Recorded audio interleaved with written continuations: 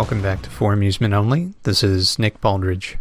Michael Ocean has been programming pinball for some time as both a homebrew and commercial developer, but he's much more than just a programmer. He's a computer science professor that uses custom pinball as a teaching aid.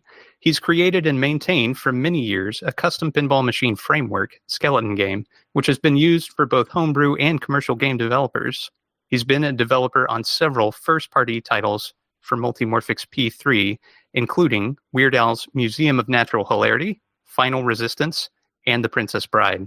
He's also released his initial third-party game on the P3, Dungeon Door Defender. Today, I'm pleased to welcome Michael Ocean to the podcast for a discussion of his game, Dungeon Door Defender. Welcome, Michael. Thank you, Nick. It's awesome to be here. Good to see you as always. Same to you. So let's get started. What's your background in programming? I trained as a computer scientist in college. I got a PhD in computer science in the area of sensor networks. And I take software engineering and programming very seriously. I think a lot about programming languages. I think about trying to balance elegant software design with maintainable, practical software that you can actually deliver in a reasonable time frame and the tensions therein. And so I wind up teaching a lot of classes related to software engineering, object-oriented design, and I write a lot of code, mostly for pinball in my free time. Students will ask me things like, what are you doing this weekend? What are you doing over break? Oh, I hope to write a lot of code. I hope to get a lot done. And they say, really? And I say, yes, that's what I want to do. How did you find pinball? I found pinball because my dad loved pinball, and I was a typical teenager who wanted to go play video games. So I grew up in the heyday of arcades, and I would occasionally play pinball with my father, but mostly I would play Street Fighter. And then when people didn't want to play Street Fighter, I would wander over and play roller games or Cyclone. Cyclone is the game I really remember playing with my dad a lot. And it was when I learned that we could win free games through skill, and that we would just put in 4 plays and we would try to maximize the number of credits that we got per game. And that was a lot of fun. And then so I found myself balancing pinball a little bit more with the video games. But then when I was in college, that was really the heyday. So I remember leaving class and going to play Attack from Mars in a laundromat and playing a lot of pinball, probably at times when I should have been. I did fine. I did fine in school, but played a lot of Twilight Zone when it was in its prime. I played a lot of Addams Family when it was in its prime. And it was hard to imagine those things would ever go away. I even played some after graduation. There was a great location in New Jersey, in Morristown, a video store that was the first time I ever saw Medieval Madness. And I just remember being like, this is the craziest thing I've ever seen. What an amazing, funny game that is fun to play. But yeah, I didn't think I was going to make pinball. It was just a thing to do. What attracted you to custom pinball? And when did you kind of dive into that world? Okay, so I was in grad school and I used to ride motorcycles. I used to have a pretty nice collection of bikes, and I was in an accident and I walked away from it, which is how you measure any good motorcycle accident.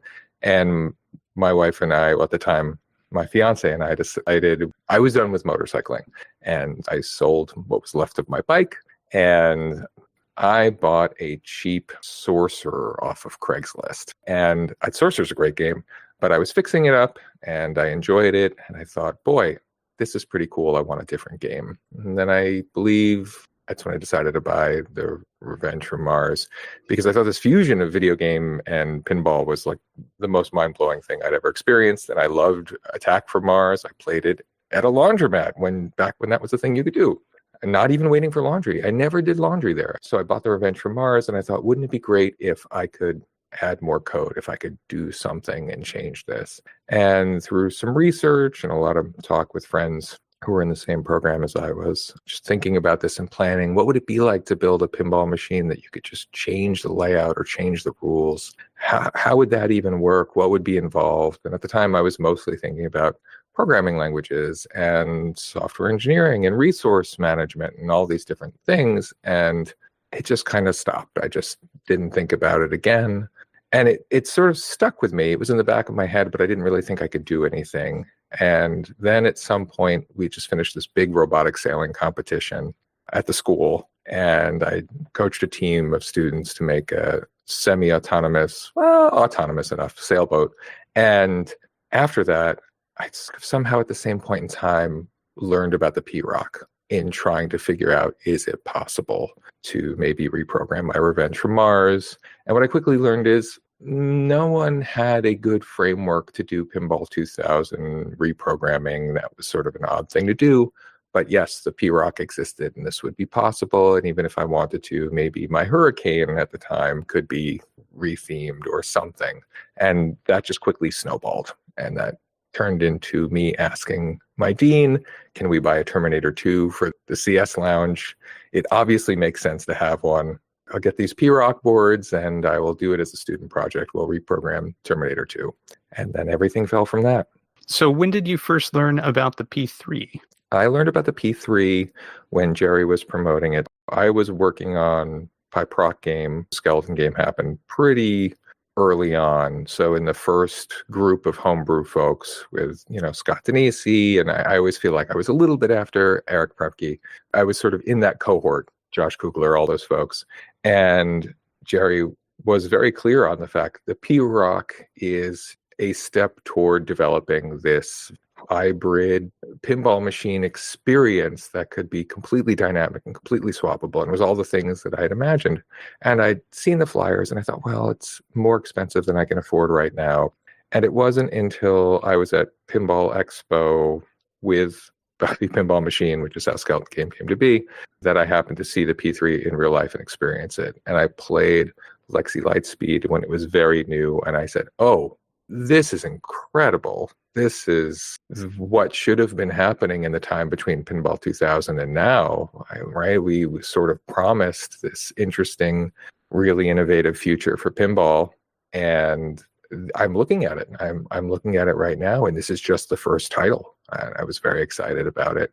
I didn't want to ask if I could work on it. So I just, that's really cool. That's really awesome. But you're a fancy, important guy, and I'm going to go stand in the corner over there with my homebrew machine and my homebrew friends. And at the Pintastic show in suburb of Boston, close to 9 years ago, I played Lexi Lightspeed a lot. And then it became clear that, why don't you work on the P3? It's like, well, I don't know. I'm shy, was I think my very silly answer or something. And then I wound up, thankfully, working with Multimorphic a lot more from that point forward. Do you remember what year you joined Multimorphic? It was before Cannon Lagoon was released. So I was part of the Cannon Lagoon development team.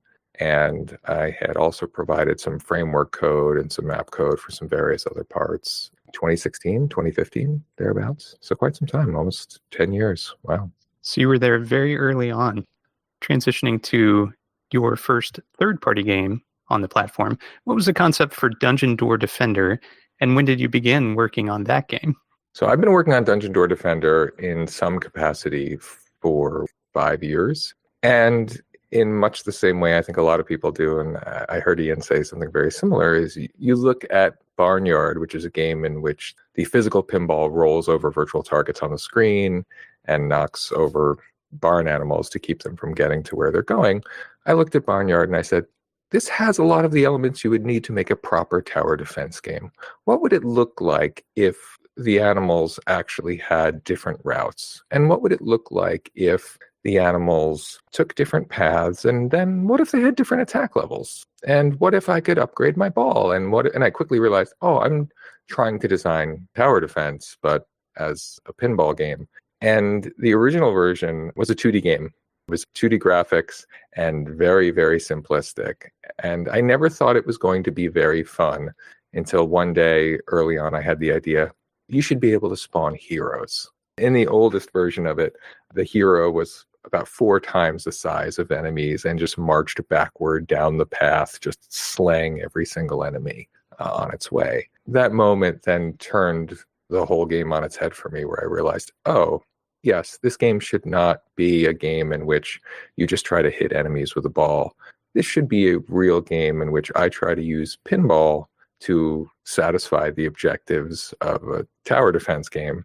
I can still use the ball to attack my enemies, but let me build in every crazy thing that I like about video games. So There are 13 waves worth of enemies, and each one has a different attack value and health value and speed and recovery time, and they have different models, so they all look different. In the version of the game that's available now, there are 4 distinct maps, and each of the maps actually has a specific route, and it's been designed so that the player will have to try to choose different strategies to best defend their door. Their attack values are different. I had someone tell me they thought there was a bug because a single enemy hit the door and it did all 4 damage that was left to their door. And I said, well, that was the attack value of that attacker. Yeah, you were in a high level. That's going to happen. Oh, and honestly, that's the thing that's been the most rewarding about the game, is watching people play it and discover all of the design decisions and small details that went into it, where they say, wait a second, on this level, there are stairs. My ranged attackers can hit the enemies before they even get to the stairs. It's like, yep, that is correct. And it makes me very happy. But for those who may be unfamiliar with tower defense, let's back up a little bit. Can you describe the basic goal of Dungeon Door Defender and how the player accomplishes this? Absolutely. So in a basic tower defense game, you have wave after wave of attackers who are marching a predefined path, trying to get to some item that you're supposed to defend. And in typical tower defense games, you have a certain amount of resources, gold, money, whatever it is, and you use it to buy towers and elements that automatically attack the enemy horde that is coming after your defensible item. And Dungeon Door Defender does this by saying you have wave after wave of enemies who are marching toward the item that you're supposed to defend. The item that you're supposed to defend is the door, hence Dungeon Door Defender. And your first tier of attack is the pinball. And so you use your flippers and you hit the pinball to physically hit the virtual targets, the attackers on the screen. Then you start quickly realizing, oh, if I shoot specific shots, I can spawn in heroes. And the heroes actually act as the turrets in a usual tower defense game. And so I typically confuse people when I talk about Dungeon Door Defender, because I will use the term hero and turret interchangeably. What do you mean they're a turret? Oh, the mage throws fireballs. He's a turret. The rogue throws 3 knives that spread out as they get farther. He's a turret. The knight is just a damage sponge tank that stands in front of the door as your last line of defense. The knight is a typical hero in a tower defense game. Then you realize, oh, these shots collect mana for magic. And then you collect enough mana and you select the magic with your other flipper buttons to imbue the ball with fire magic or earth magic. In the case of Frenzy, stun, ice magic. So these different things that when the ball hits an enemy, it may do the same amount of damage, it may do more damage when you have magic active, but they'll also do something else. Like the fire does a trickle damage where the enemy stays on fire for a certain number of turns or a certain number of rounds. So as the enemy is marching, it slowly loses health, which means if you light an enemy on fire right next to the door, the enemy still might hit your door. So it may not be enough to stop them. And you collect gold and you go shopping at the end of a wave. So there's a lot of video game elements into it. And now with the new release, there is even more video game elements coming. So aside from a lot of elements, there's a lot of strategy that the player can implement as they play. Dungeon Door Defender is currently compatible with the Heist playfield module. What made you choose Heist as the basis for the game? It's a good question. Dungeon Door Defender started out as a game for every module, and I had tested it on a bunch of different modules. And as Ian had said recently in a great interview on your podcast, you get a very different play style on different modules. And when I tried it on Heist, because Heist has so many dynamic ball paths, I could prevent the ball from essentially ever going into a hole when I didn't want it to go in a hole. And then it has a jail door, right? That jail door, it looks like a portcullis. And so the first time I finished the wave and the door went up, I said, yep, this is where the game needs to be. And it wasn't an easy decision, because when you release a game for a single playfield module, you obviously are excluding some people who want to play it anywhere. And I'm sure there are people who might hear the idea that the game could technically run on other playfields and think, oh, you've excluded me. But the experience on Heist is pretty great. And so I said, I can't imagine adding explicit compatibility for another module unless a perfect module came along that fit the theme so perfectly that maybe, just maybe, then I would reconsider it. But this is Heist Forever. And then the ... to Forever was the Princess Bride module. There's a promise that Dungeon Door Defender will be made compatible with the Princess Bride. Yes. Yes, it's more than a promise. In fact, I have that development well underway, and I think it's good. Josh Kugler, who is a friend, is a big Dungeon Door Defender fan, and he was very insistent that yes, you should port Dungeon Door Defender to the Princess Bride. And how do you look at a castle and say, oh no, I can't possibly put Dungeon Door Defender on a module that has a literal castle on it? How could you do that? Yes, that is underway, but it is happening after the Artifacts release. Everyone who owns Dungeon Door Defender will get the Princess Bride compatibility for free, and they will get the Artifacts update. Because I didn't want to charge people for what felt like just an extension of the same game. Heist is a really impressive playfield module. From a gameplay standpoint, every shot can be diverted, and it has a variety of launchers to bring balls directly to the upper right flipper, or to the lower flippers in a controlled or an uncontrolled fashion. How do you utilize those capabilities in Dungeon Door Defender? This is why it runs on Heist predominantly. It's because I can launch the ball either down the center or off to the side, which is very nice. So every player, when they drain a ball or have a ball save, they don't know whether the ball is going to be served up straight down the center, which will inevitably stun the attackers who are headed right for their door up the middle, or whether it's going to come down the side. And then the player goes, no, I need it. I need the ball to go right down the center. In addition, during a wave, I can have every ramp and every shot bring the ball right back to the player, either on the play field or through an in-lane return. And then when the wave is complete, I open the jail door and I divert a bunch of the shots to then take the ball off the play field. So that way, when you finish the wave and you start the shopping experience, I can take the ball off the play field from any shot, which means you have this perfect flow. And then the ball's off the play field. You can go shopping and spend 20 minutes if you want to deliberating over which upgrade you should buy. It's a great playfield. It's a really great playfield. I like all the playfields, and I honestly like every playfield more after programming for them, because there are a lot of elements where you don't realize the capability and the potential of a playfield. Weird Al, if you shoot a shot into any hole, you can kick a ball out so fluidly from the left side and so quickly because they're pre-staged that you can make a ball that goes into the hole behind the drop target feel like it's a flow shot. Like it will just immediately go in and then come right back out the side, that if you're not paying attention, you won't realize whether you hit that side loop or whether or not you hit the hole. The staging from the Infinity Trough is so cool that you can do tricks like that. It's pretty neat. So the crane isn't utilized in Dungeon Door Defender currently. That's obviously a big component of the Heist playfield module. So what was the thinking behind the exclusion of the crane for Dungeon Door Defender? I've tried to think about ways to bring the crane in, and I have a lot of good ideas, and people have suggested really interesting ideas about boss fights or sort of other elements. The trouble is, when you're dealing with virtual targets that move across the screen pretty quickly, I can move the crane pretty quickly too, but I'm concerned about blocking shots with the crane because the rules of Dungeon Door Defender are pretty well set up in an attack wave. And so if I bring the crane down, I have to do it in basically what would be a new mode of play. Honestly, I can't find a way to place the crane down. And Heist does this brilliantly, right? When the crane comes down, it's because you're doing something specific, and then the crane gets out of the way, or it's part of the specific element of play.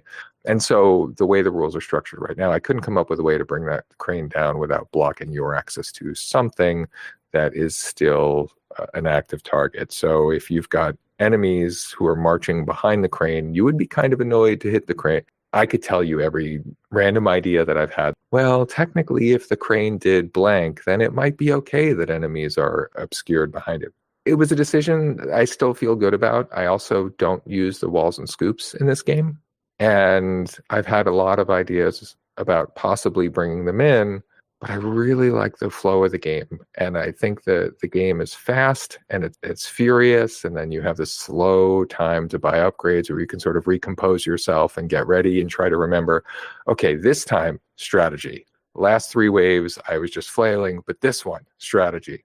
With every update, I'm afraid of breaking it. I'm afraid of breaking what makes the game fun. These are very designed experiences. And so any change to the design has the possibility of really altering the player's experience. Dungeon Door Defender's modes are each very unique. Upon release, the classic mode was the only mode available, but you've since rapidly added new modes of play. Did you always plan to add these extra modes, or were these ideas that arrived after the game had been in the wild for a bit? My son had a huge list of ideas and still has a fairly long list of ideas of things that I'm supposed to add to the game. Some of them I may eventually do, some of them I sort of thought about doing. And Frenzy was such an idea. And so the classic version of the game is you have all of these different enemies, and it's intended to be a much more strategic gameplay experience. And the idea is that enemies have different amounts of health and they have different attack values, and it encourages you to take different sorts of upgrades in order to survive all the waves. My favorite thing about the classic mode is somewhere around wave 6 or 7, you think, great, I've upgraded this thing I needed to upgrade, and then the enemies are super fast and are only 1 hit anyway. So you think, wow, I've just worked really hard to upgrade the ball to 2 damage, and yet I could have knocked these characters down with 1. Why didn't I instead upgrade something else? And then after you get past them, then there are heavy hitter enemies again. But this idea that there would be these fast enemies that they only take a single hit from your ball, but if any one of them hits your door, you lose the door because they have 3 attack damage and your door has 3. That was an idea that my son had pitched early on. And a few early adopters of the game really, really liked the game, but were disappointed about the lack of multiplayer, which I had put in the description of the game. I've spent a lot of time thinking about how you would implement multiplayer on Dungeon Door Defender. It didn't make sense to me. It's a lot of work to try to fit that back in. And so people who wanted multiplayer, I thought, well, Frenzy is sort of perfect for that because the gameplay is quick. So a player could potentially lose after the first wave or the second wave. And so then I started trying to craft that basic core of an idea that 1-hit enemies, that was my son's pitch, 1-hit enemies. They could take down the door in 1 hit, and they only need 1 hit to knock down. That's a fine idea, but when you talk about a game that has magic and upgrades to increase your ball damage or do these other effects that then suddenly don't make sense if you could always knock down an enemy with 1 hit, that had to be fully fleshed out. But I had to come up with a new magic spell that would work to not destroy the enemies on the screen, but stun them to buy you more time and make sure that was the only magic you were using. And I realized, well, it would be cool to let someone heal their door in the shop as you would do normally.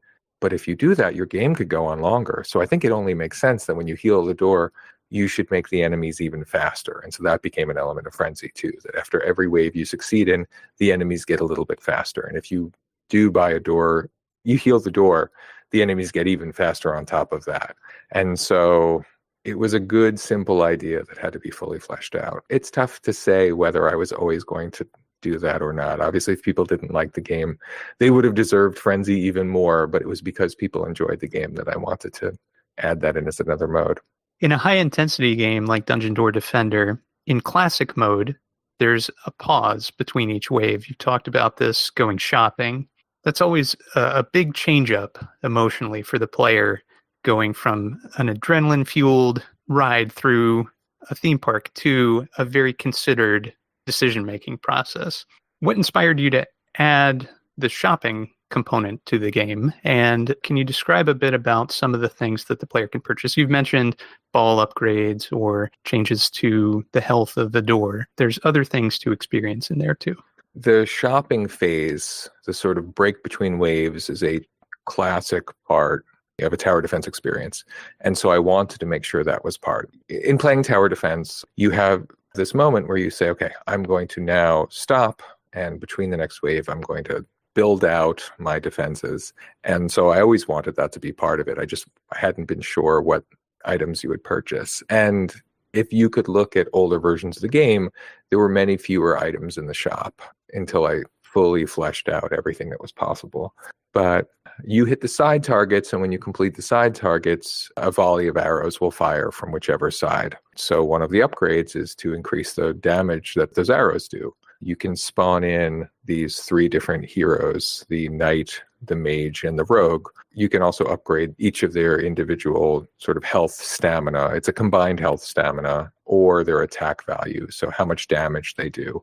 And because the knight is a tank who sits in the middle of the path and takes direct damage, he has a slightly higher health stamina pool than the rogue or the mage who then throw weapons. And so the idea is that when you're spending your gold yes, you can upgrade the attack damage of your ball, but you do well to upgrade their health or their attack value, depending on what sort of a build you're going for. There are so many design decisions and trade-offs that went into this game. Originally, the health pools for the heroes were just their health pools. However, they lived for too long. And so it became this sort of hybrid health stamina in that every time they attack, they lose some of their health, right? Which makes it more honestly stamina. But I feel maybe some people would be confused by what that meant. So if you really increase their health / stamina, they can stay on the board for a lot longer. But in later levels, when enemies have a lot of health, keeping them on the board is not very helpful.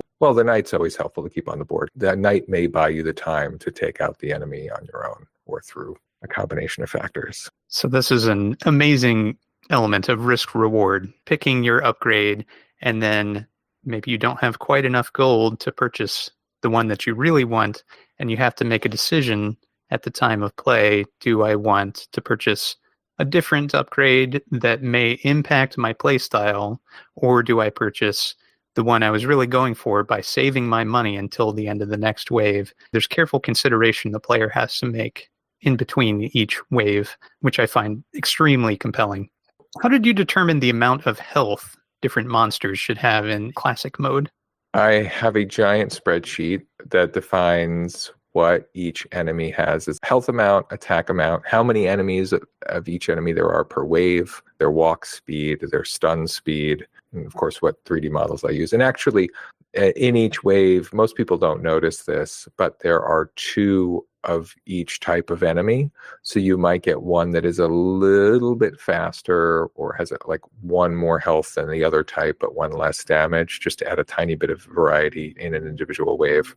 But a lot of play testing, honestly, to just try to determine what was possible, what was easy, what was too easy, what was too hard. I think one of the nice things about the game is that I think it is a good balance of hard, but not infuriatingly hard. Working with Scott and Bowen on Final Resistance, TNA, these games are frustrating and challenging, but they still leave you wanting to come back to it. And that was really what I was going for Dungeon Door Defender. I wanted folks to feel like, all right, well, just one more. I'll just do one more. I wanted to give the player the first 2 waves essentially as a freebie. Anyone should be able to get to the first 2 waves. Your biggest threat in either of those first 2 waves would be draining, because if you drain the ball, you get a drain ghost who then runs at the door and does door damage. But not in Frenzy, actually. That was another thing. So people felt the game was too hard, and that's fair. Everybody's got a different skill level. So Frenzy was also a way to let people have unlimited drain damage, but you just have to hit the enemies with the ball. But yeah, trying to find the right balance of difficulty so it was challenging but didn't feel unfair. It was still rewarding to play. One of my biggest concerns about the game, and I don't think I have this concern anymore, and I think Artifact is also going to address this, is that if you get very far in the game, if you get to wave 12, say, or you get to wave 11, and you lose, your time investment shouldn't be so much that you just think, I don't want to press start again. We've all had that experience in a regular traditional pinball game where you're almost at name the wizard mode, and you've spent a long time to get there, and then you fail. You are rarely excited to press start again and go at it right away. And so trying to find the right balance of, well, how long should each wave take? How long should you be in the wave? And I remember Jerry saying, you don't have a timer on the shopping experience, which makes it not great for location play, because I suppose somebody could go shopping and then walk away and subject everyone in the arcade to the really beautiful shop song for a long period of time. But I've watched streamers play the game, and I myself have played the game where you're in the shop and you just have a conversation, you do something else, you check your phone, you recompose yourself, and then you go back in. And so I used to joke, oh, maybe I'll add a feature that gives you sort of achievements or high scores for how little time you spent in the shop. Like, I don't care how long you spent playing the game, but you somehow played 6 waves, you went to the shop 6 times, and it was under a minute in total. You are decisive. You're the most decisive players. A lot of balance, a lot of play test from some very kind and generous testers who were gracious enough to spend time playing it and give me feedback and tell me things were too hard or too easy. It's part of the equation of what is this game. So Frenzy mode, you've discussed a bit. It is a much faster experience where the enemies require fewer hits from the ball to start with, at least. The door has much less health, and you have a very useful ball save mechanic. So the Drain Ghost does not spawn, destroy your door right away, and it allows you to have a really intense experience when compared with the classic mode, but it's wholly distinct. And I think that is a very challenging thing to do within the framework of the same game and the same rules. The additions and changes to the rules are such that it is not totally alien to somebody who's familiar with the classic mode. And I think that's a really tough thing to pull off. I'm very impressed by that. But going even beyond Frenzy mode, let's talk about Artifact mode. So this is the third main gameplay mode in Dungeon Door Defender. You have Classic, you have Frenzy, and then you have Artifacts. It gives the player even more choice. What separates Artifact mode from Classic and Frenzy, and why did you choose to separate this from the other modes? Frenzy had design considerations in it that I had originally thought of but had to solve along the way. So one of the interesting issues is that Frenzy has a flag in it called Respect the Dead. And Respect the Dead is false for Frenzy, which means if an enemy is falling, another enemy will just walk right past that enemy who's currently in its dying animation. Well, part of what makes classic mode possible and playable and enjoyable is the fact that there is this interesting traffic system that happens in which enemies get stuck waiting behind each other. And so if you stun an enemy close to the door, you can actually back up a few enemies. They'll all sort of be waiting to get past each other at the door. It's a very odd thing to have such respectful attackers. Oh no, please, you first. We're queued up here. I'll get to the door when I have my chance. But Frenzy turns that off. And I had always had in my mind many games that I deeply love and have way too many hours in to admit. Games like Slay the Spire and Rogue Legacy and Rogue Legacy 2 and Rogue-style games that added upgrades that fundamentally changed the way the game works. And Frenzy was a little bit of me dipping my toes into that water. So I thought, well, what would it be like if I enabled unlimited ball save and disabled Respect the Dead and made sure the enemies were always one hit? My son had said, one hit wonder. That's the name of this mode. Frenzy is one hit wonder, which I loved, but I didn't think anyone would understand what that meant. I had this very long list of ideas, and he would pitch them. We'd go out for walks, and we do any number of things. Oh, you should add an assassin. The assassin should be able to kill the enemy attackers in one hit. And I said, well, where's the assassin supposed to be? Does it just appear behind enemy? And next thing you know, I'm designing very elaborate mental structures in my head to try to make this happen. But I still had a lot of code in place when I wasn't sure how to get the balance quite right.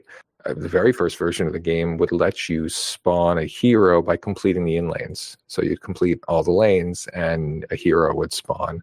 And at the time, that decision felt arbitrary as I was still balancing the game and figuring out, well, actually, it should be the shots, and each shot should be a different hero, and so on. But the fundamental structure of the code was there, such that these events could trigger nearly anything. And so artifacts then add this element that's similar to how many of these other games work, in that you collect a random artifact, and the artifact will change what happens in the game in a way that feels random at first. So what artifact is available to you as you complete a wave is randomly selected, but you are told what the artifact will do, and you can choose to collect it or not collect it.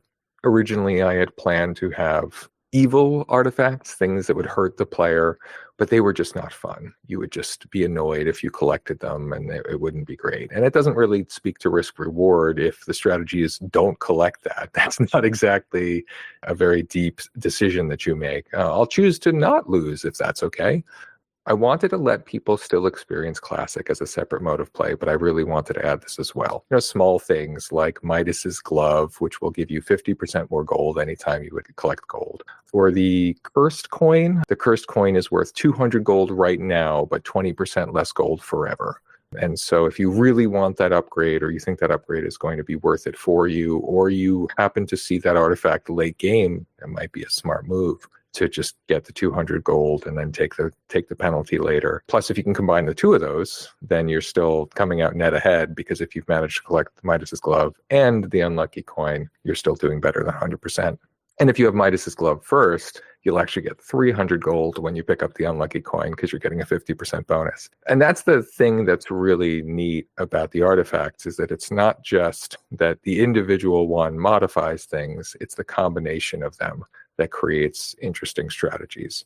So there are certain things that happen when a ball drains. There are certain things that happen when the door takes damage. When the ball drains and you take damage, that means you could be getting two benefits. Sometimes you can spawn heroes depending on what artifacts you have, depending on what happens. Then you can have other artifacts that cause events to occur when you spawn a hero. So you can actually get a cascading effect of, I drained, but that drain caused this artifact to happen. That spawned a hero that caused this artifact to happen. In testing artifacts, I've drained and lost the game more times than I can count because I was so interested in the strange artifact combinations where I was like, oh, I think if I drain right now, this will cause this to happen, will cause this to happen, will cause this to happen.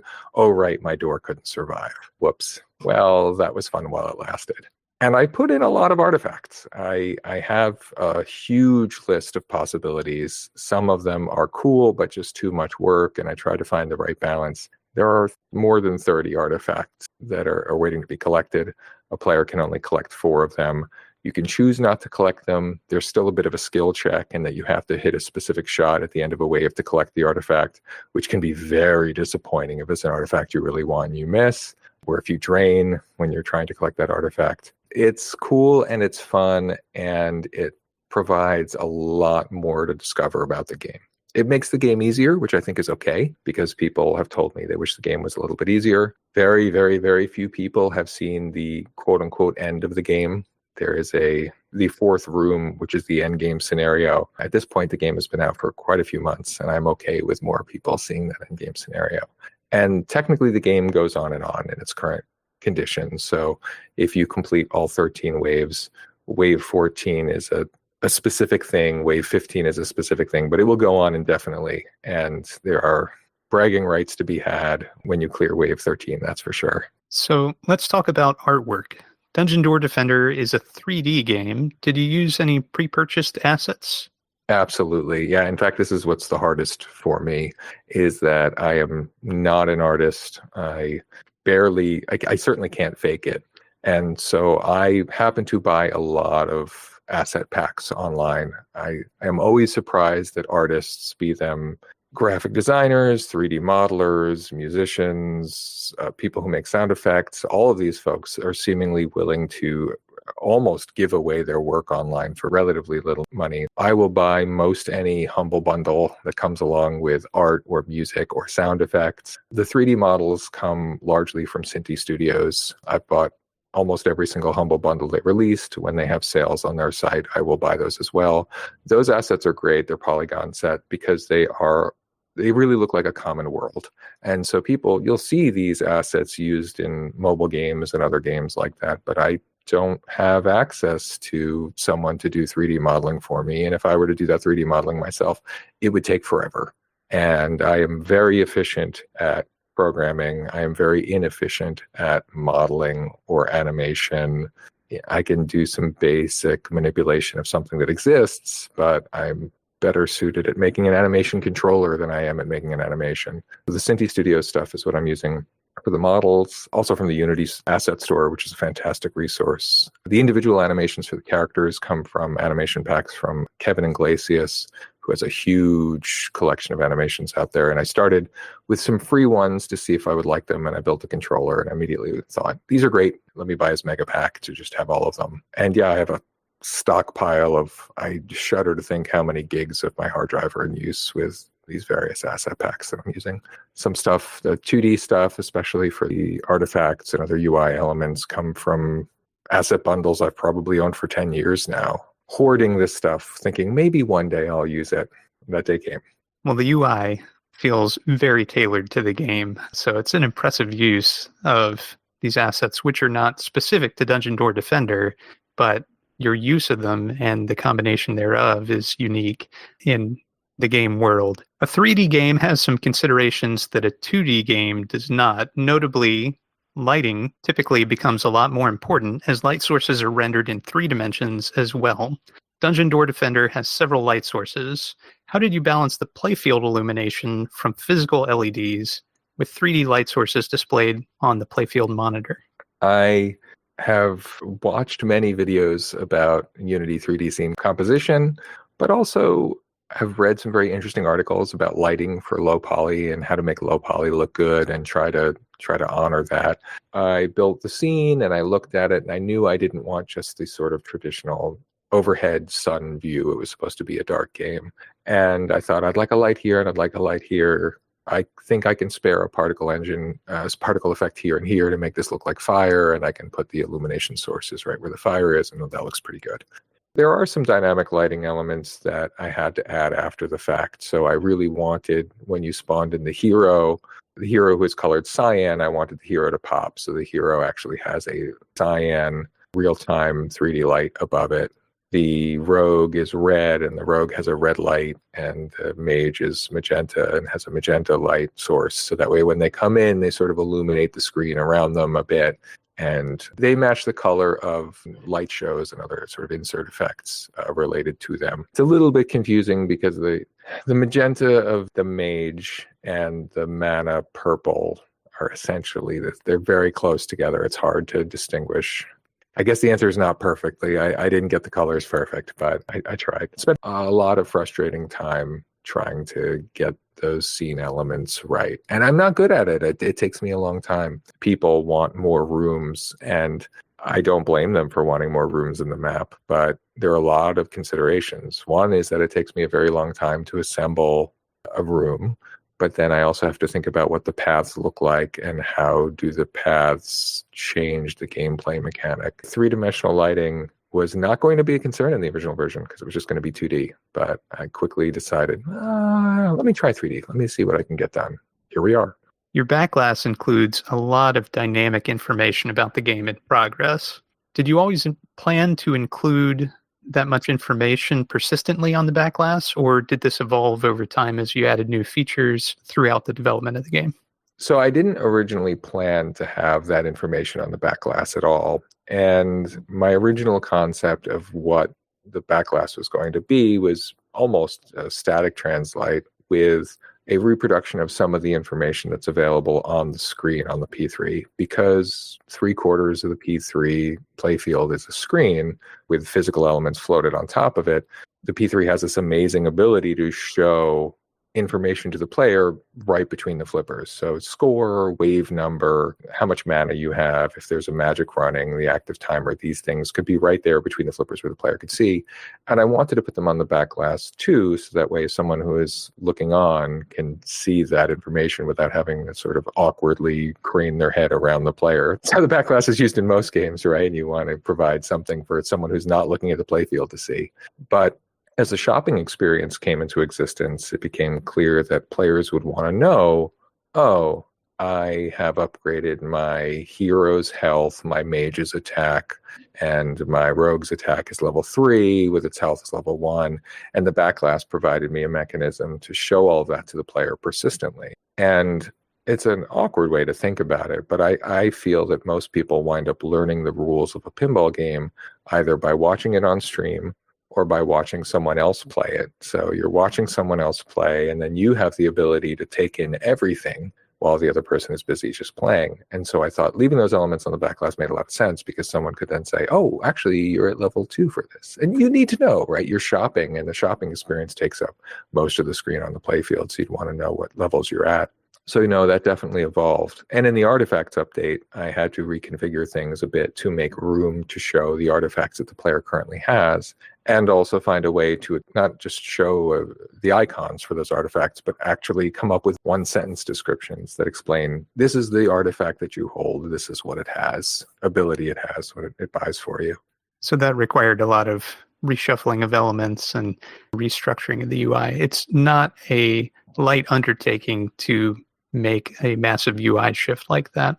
So speaking of shifts, let's talk about light shows. Sure. How many different light shows are in the game, and which light show was the most challenging to create? So the trick that I use that I learned fairly early on is that light shows make the most sense as there's just motion across the playfield, right? And so it's, am I exploding light from a point? Am I converging light to a point? Am I doing wipes? Am I doing side? Because these are the effects that you're most likely to see.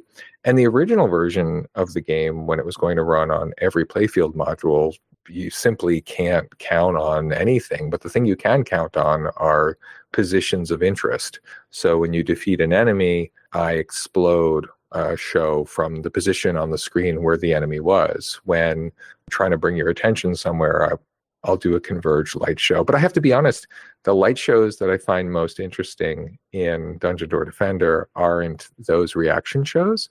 It's the fact that I made the buildings look like they're on fire. And so I was trying to figure out, how do I theme this city to make you feel like you're actually in a dungeon? And so I brought down the house lights, so to speak, and made it slightly blue, if I'm remembering correctly. And then I set all the windows of the buildings to look like flickering candles. Now, whether they look like flickering candles from candlelight or from fire, or it looks like the whole city's on fire, that's at the discretion of the viewer. I really like that show. It's a silly trick that I've done in Arduino before, actually, where you have some RGB LEDs and you put them next to each other and you do some color cycling that's randomized. And it's a pretty good effect. It's probably the one I'm the most happy with, is every time I see the buildings on fire when I'm watching somebody else play, I'm just like, oh yeah, right. So let's move to sound design.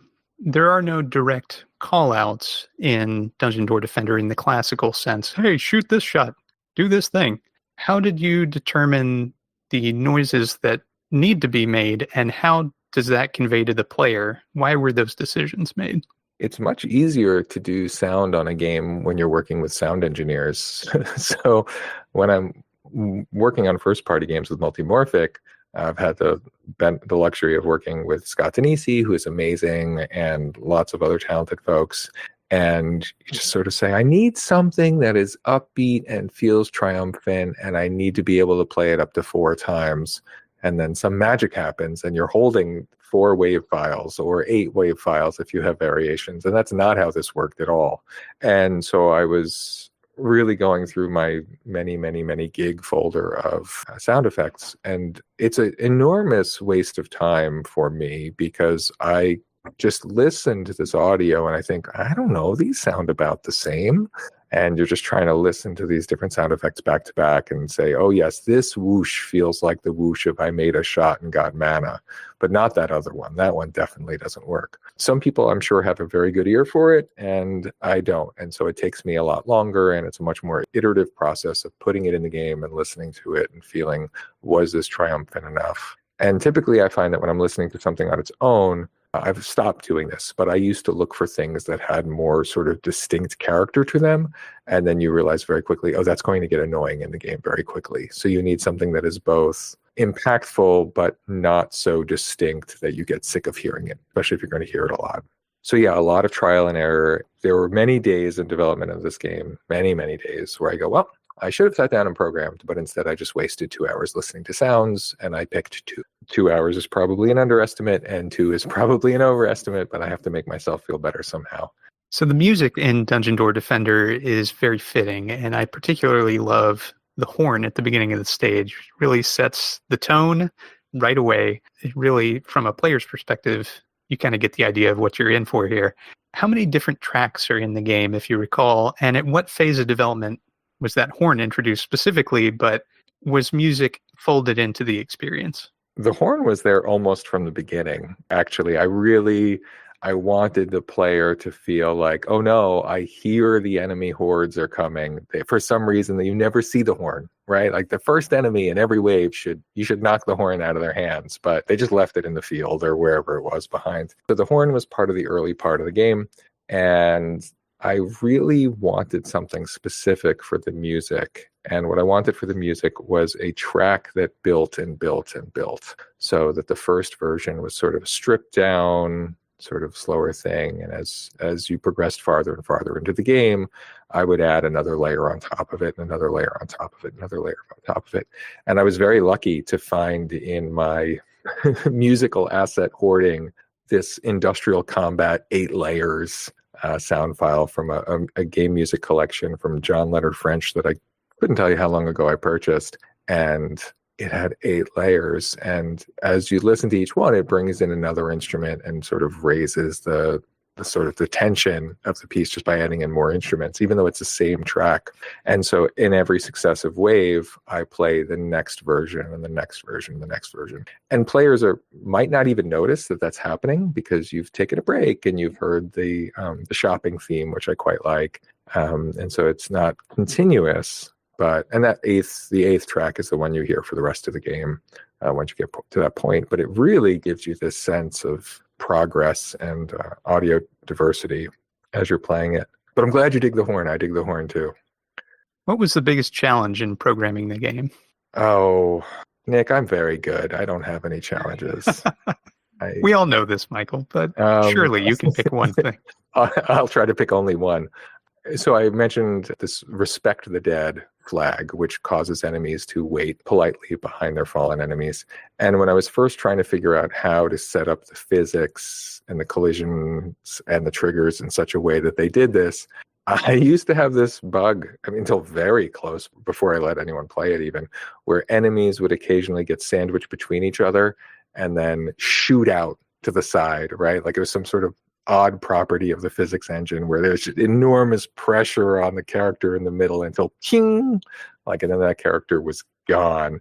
And I had written all this crazy mitigation code to try to make the outside of the room like a air hockey table. So, well, if they hit the side, bounce them back in and all this nonsense. And then finally I realized what I was doing wrong. And I was embarrassed that I'd written so much code to just try to mitigate the problem instead of actually fixing it at its root cause.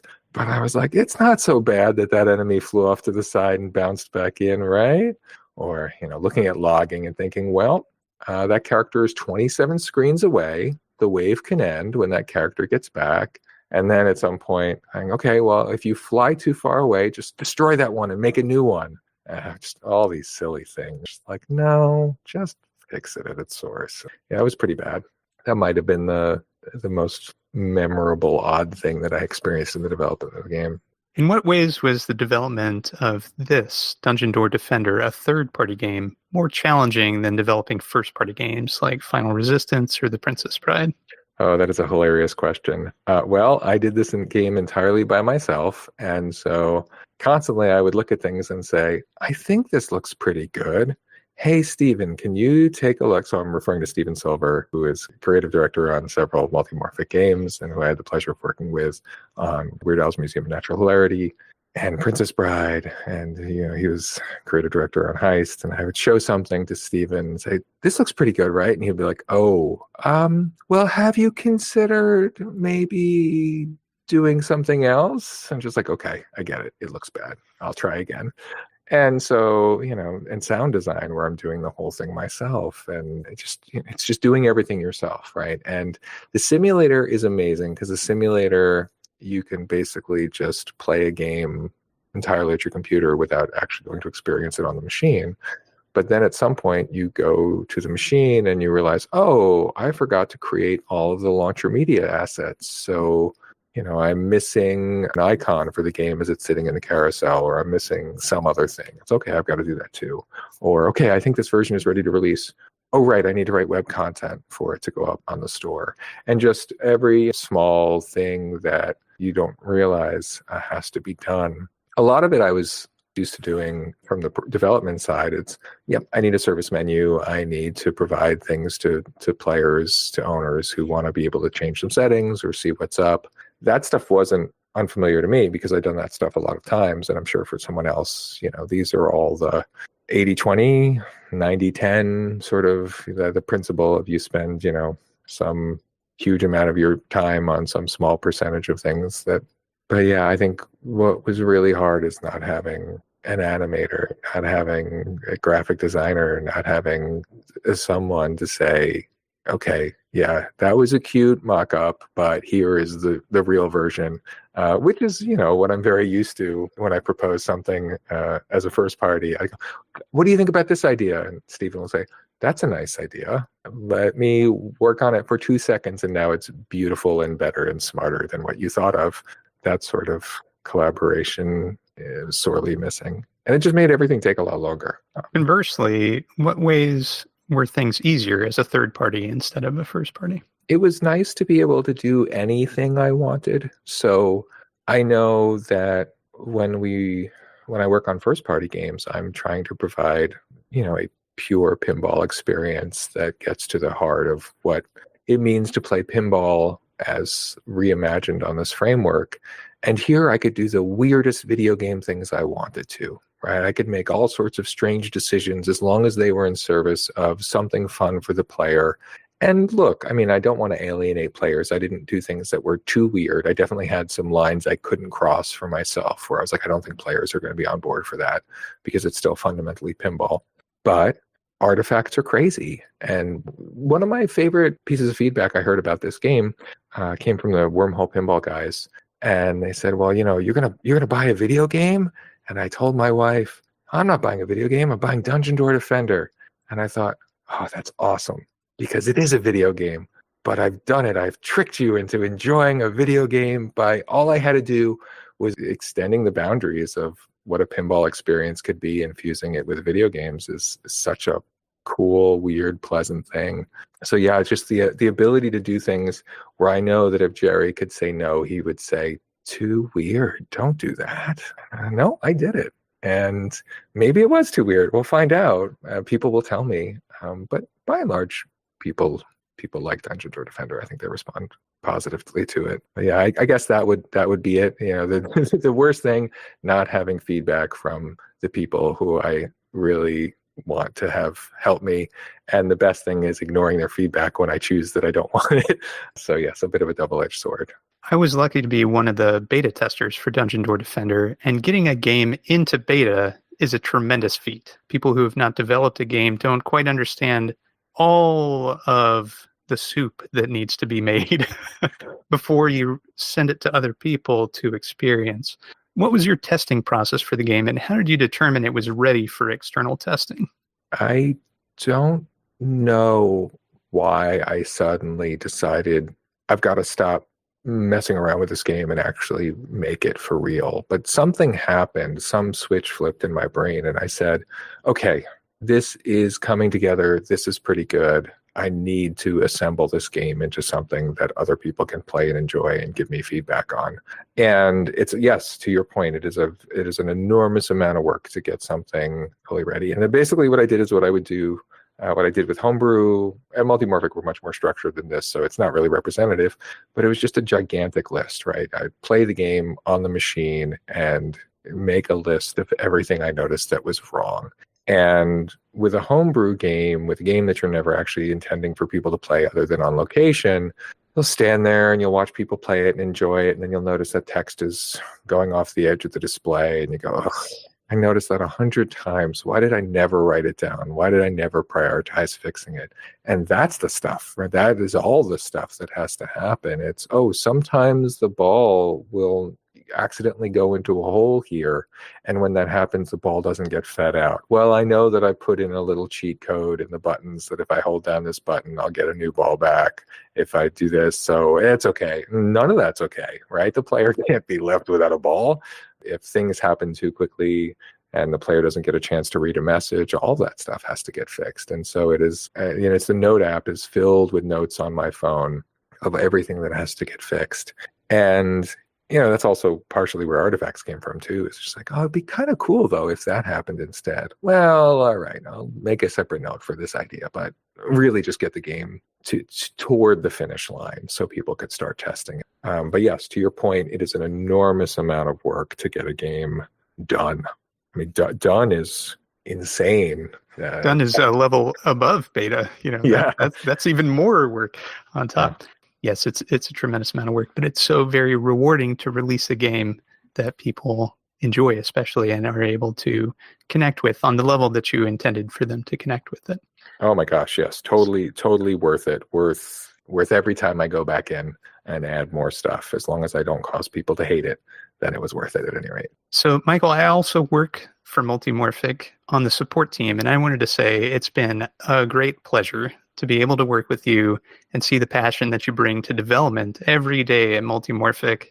Dungeon Door Defender was released in September of 2023, and is available now for $199 in the Multimorphic store. It's a fast, challenging, and addictive experience for the Heist Playfield module, and I encourage everybody to pick up a copy today. Thank you. Nick, can I shower you with praise for a second and say that in the early days of the P3, Jimmy got out there with Grand Slam Rally, and you then plowed ahead, releasing game after game. I know everyone mentions Ranger in the Ruins and showers you with praise for it, so let me do the same thing. It's awesome. It is a cool video gaming pinball experience that people have to experience, have to play. You're much more passable than mine is. The elements you pick up influence your pinball play, whereas I'm definitely leaning more toward the dark side of video games. But honestly, working with you at Multimorphic is awesome. We are very fortunate to have you. I think the community is fortunate to have you. I think the bingo community is fortunate to have you. You do awesome stuff in every community where you are. And so the fact that you have anything nice to say to me makes me feel even better. So thank you. Well, thanks very much, Michael. And thanks for joining me today to talk about your game, Dungeon Door Defender. Thank you. Thank you very much for listening. My name again is Nick Baldridge. You can reach me at foramusementonlypodcast@gmail.com, or you can call me on the Bingos line. That's 724-BINGOS1, 724-246-4671. Thanks very much for listening, and I'll talk to you next time.